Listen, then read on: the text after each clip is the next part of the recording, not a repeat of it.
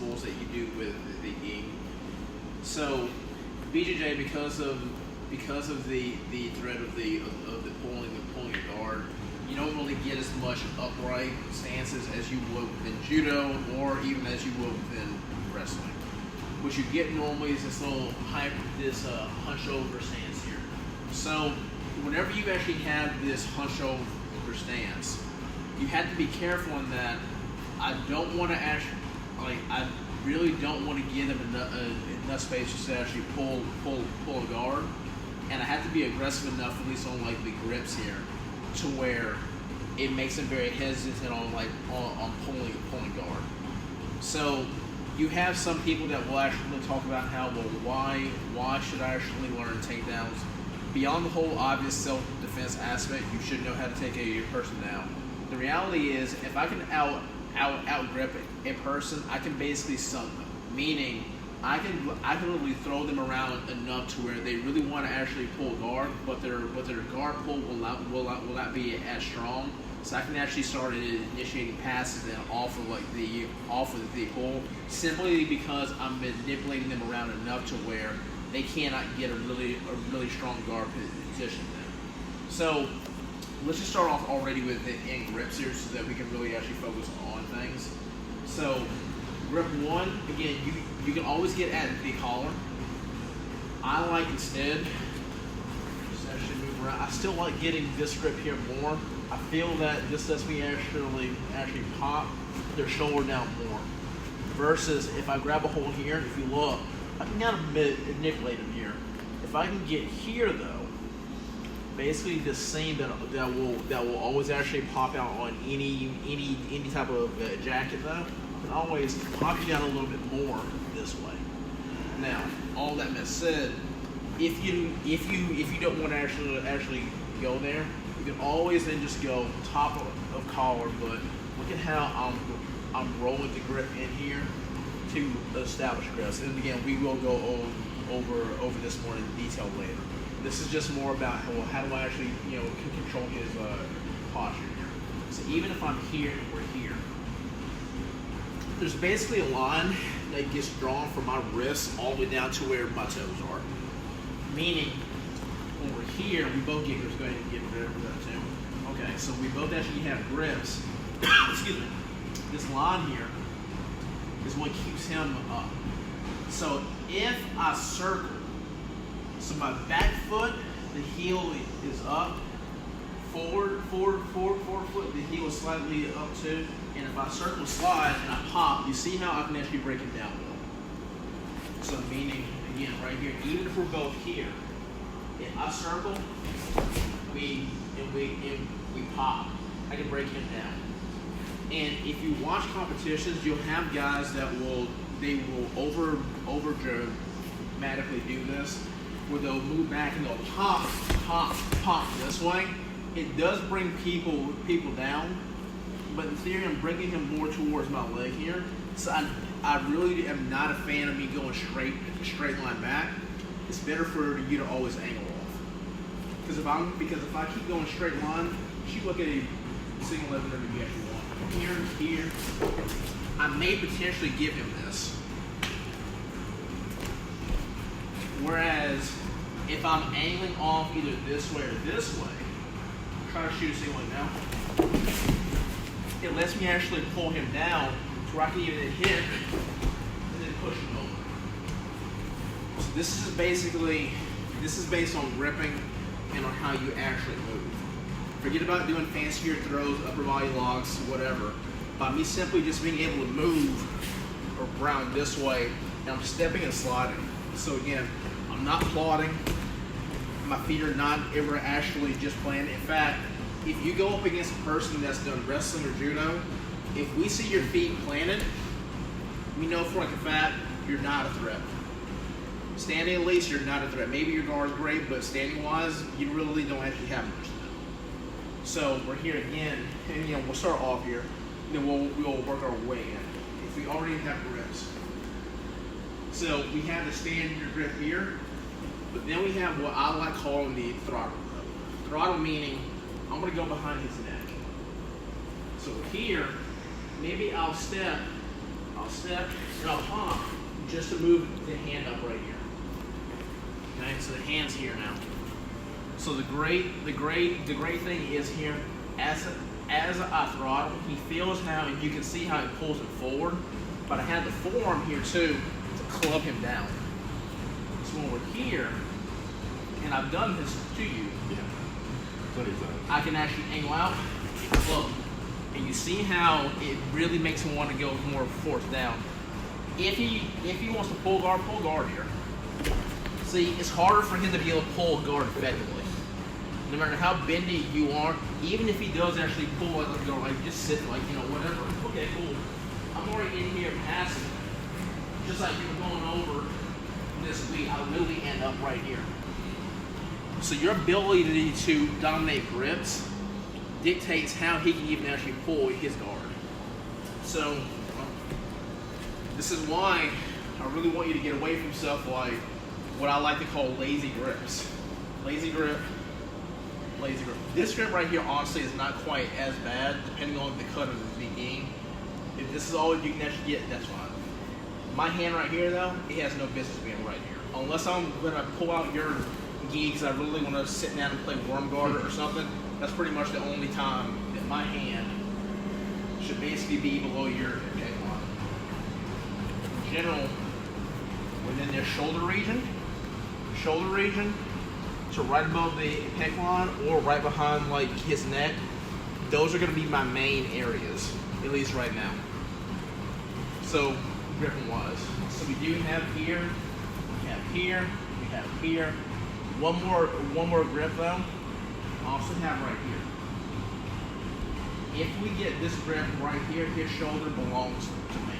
Because look how my forearm even can also go right behind here. So for the guys that wrestle especially, one problem that wrestlers actually have within the gi, this is why a lot of wrestlers, why they don't actually like gi. If I want to shoot, it's hard for me to shoot because if he gets a hand on the gi, he can just stiff arm me. Okay?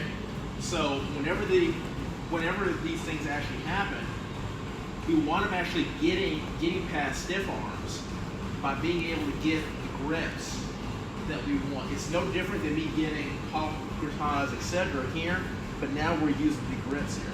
So even if, so go ahead and get your grip here, right? This hand right here alone, by me getting right here, watch how, and I know that we're both wearing a black gi, but just, you know, bear with me here. As I get the grip, I slide the forearm a little bit over, and as we come down, we have the power of the elbow right here on top of his forearm. I'm moving his shoulder in, and I'm also clubbing him right there. So I'm breaking him down here. So if anything, this lets me then start coming in for stuff like single legs and all, based on how I'm actually gripping.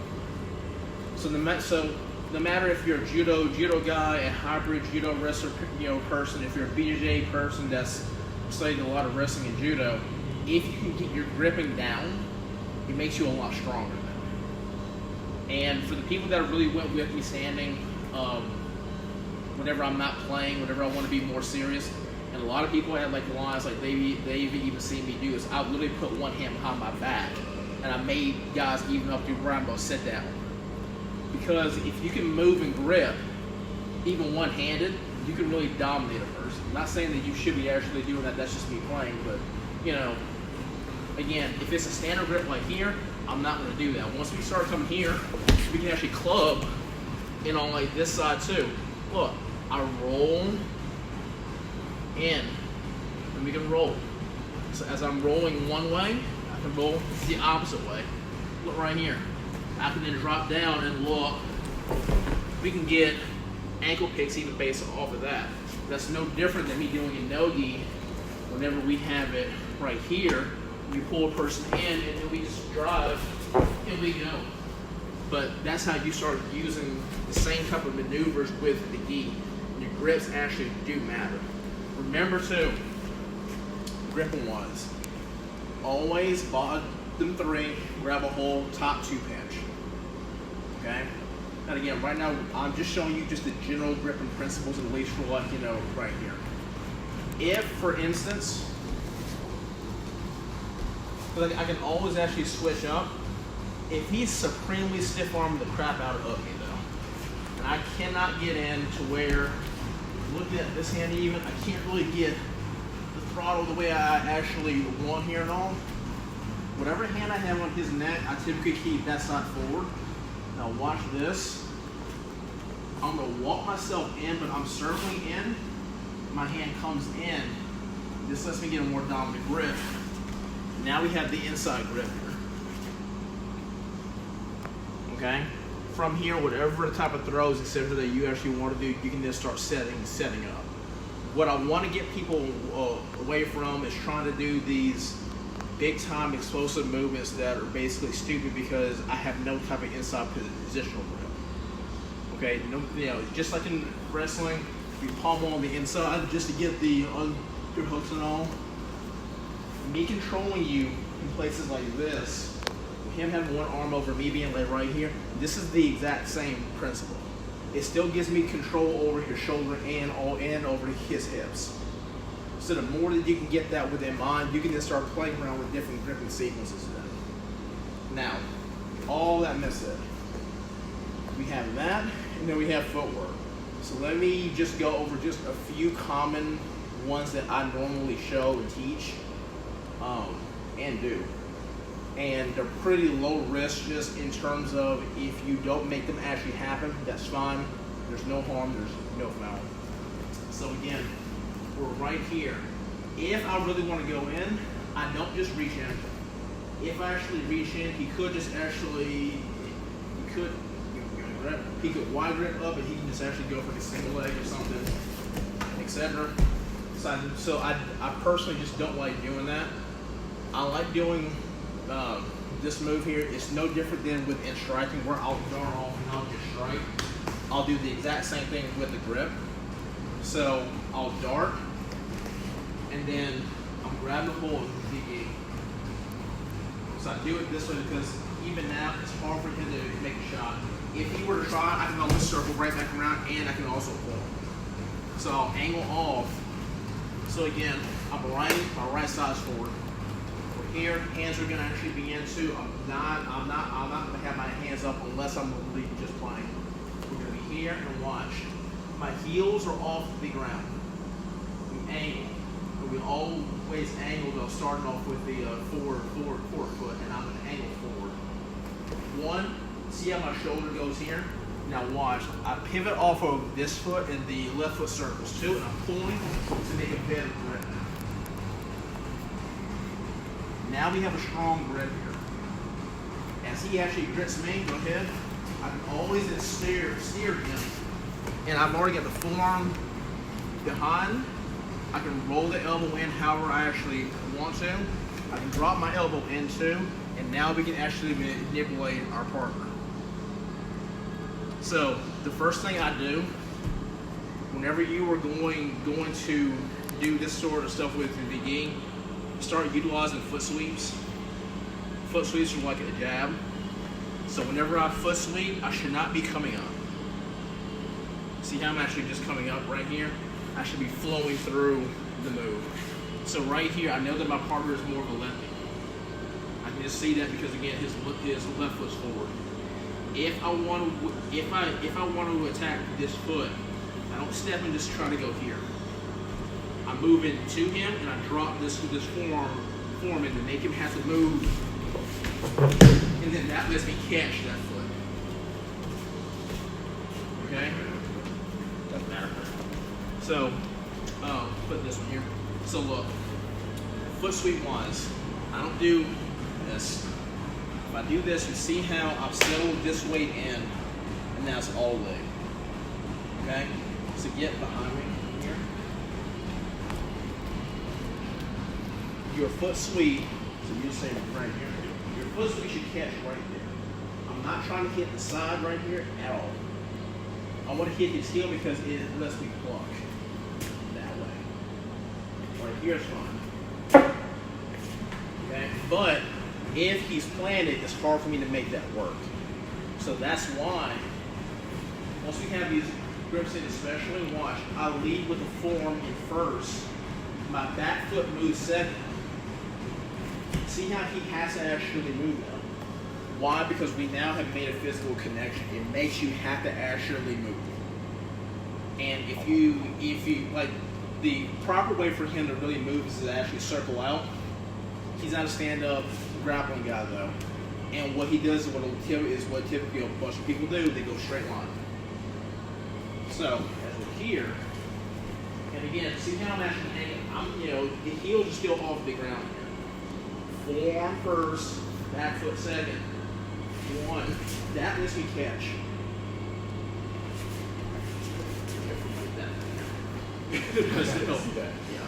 But again, it's a forearm, you move, and I catch, and I'm using my hands to actually help manipulate him down. So that's the first one. Second one though, same principle. Where we go 1, 2, 3, and we're here. Now watch the hand now, I go behind the shoulder. Now, could I go for the same maneuver? Absolutely. But I'll drop my elbow in this way. You see how that manipulates his body now. Let's get on this side right here. As she's seeing this. See how his body is here. As I pull this elbow up and I drop my own elbow down, see how that manipulates his body. Now this foot moves in conjunction with that. Here. And then that starts making him have to actually move. Okay? So off of this one here, can I actually catch? Sure, I can. To come right here through one. Or, let's say, instead, I don't feel like doing that. Maybe I'm like, I'm just nowhere near as good at that. I can then step left foot to his right foot, and as I do that, I'm in a big circle. 1, 2, and now we catch. So in judo, that one's called a sasasuri komiyashi. It's a basic foot sweep, but it's a prop though. So again, you're already within our stances. You go 1, 2, now we're here 3. Again, from here, I'll circle just to break him down first, and now we'll go 1, 2, and you can actually catch that way. If he hops over, don't worry about it. I like for people to actually hop over, because for you to hop over, you break a general principle, and all the stand-up grapplers, they know what I'm talking about. I don't want to have my feet that far out from underneath my hands. The wider I get, the less balance I actually have. So if he hops over, it doesn't matter. That one, okay, cool. Unless we come in for someone single legs, a lot easier. Why? Because it's harder now for him to be able to actually run. So the wider his base actually gets out, the easier your basic single leg shots actually become. Okay? So again, you would use these like a jab. I come here 1, 2, he hops over that one, boom, right here, cool. Again, from here, we can drop right down. There goes the single legs again, because the setups are pretty easy, versus if I'm trying to be right here, and if I'm trying to come in, sometimes that happens. Because if you look, I literally have not manipulated his upper body. The more I can manipulate the upper body, the wider the legs normally actually become, the easier it is then for me to attack the legs. Now, I'm gonna go to one more main move though, which is we have these grips, and I have a lot of people ask me about the Ushimana, so let's just go with the Ushimana. And again, if you guys want to continue a continuation, we can.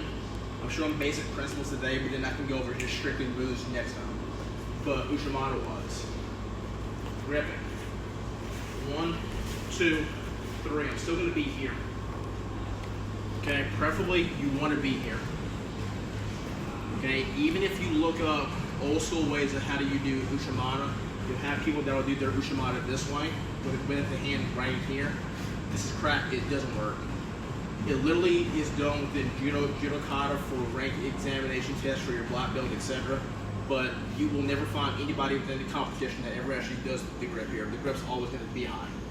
It's either going to be here, or it's going to be here, or it's going to be here. The point is your elbow has got to be pointed up towards the ceiling. If your elbow's down, I mean, I guess if I'm throwing like a child, sure, but otherwise though, it actually overloads the elbow too much. So again, we've already worked our way up to where we slid right here. Okay, so we have 1 and 2. Go ahead and get whatever dress you want here. That's fine. So I'm not gonna do the classical blast in because if you don't get enough pull, I'm pulling myself into a potential body lock. Right, and now he can just actually suplex me. So instead, from here, I'm still gonna actually throttle, and now I will attack this leg. So we'll throttle and now watch. I'm walking straight to this leg, from back leg to his back leg. 1 to go 2. I know he's gonna step out. Once he steps out, now if you look, my heel is lined up with his heel.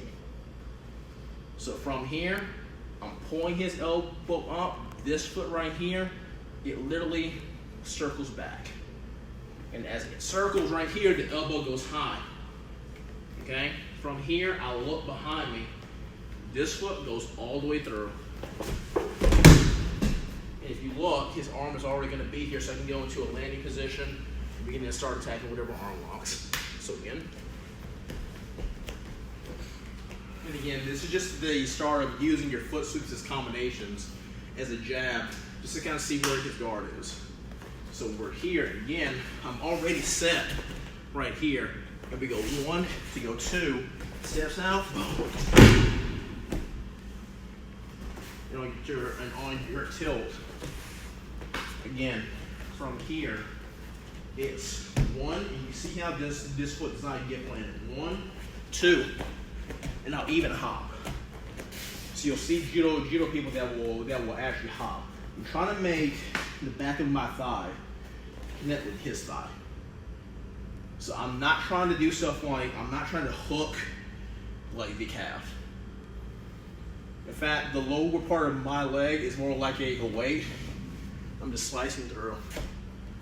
So again, one more time. And then we'll shoot off 1, 2, 3. And again, you can always pop, just to actually get them off balance just a little bit. You see that? We go 1, 2, 3. And you can actually finish the throw. So if you guys want more of the throws, we'll kind of continue that on Fridays. We'll mainly focus on single leg next time though. And this is just the general principle though of using foot sweeps to open people up and your general ways of gripping. And I just showed you kind of a few entries on throws, but the more that you play around with it though, the more you see your own throws that actually come in. So talk to you later, guys.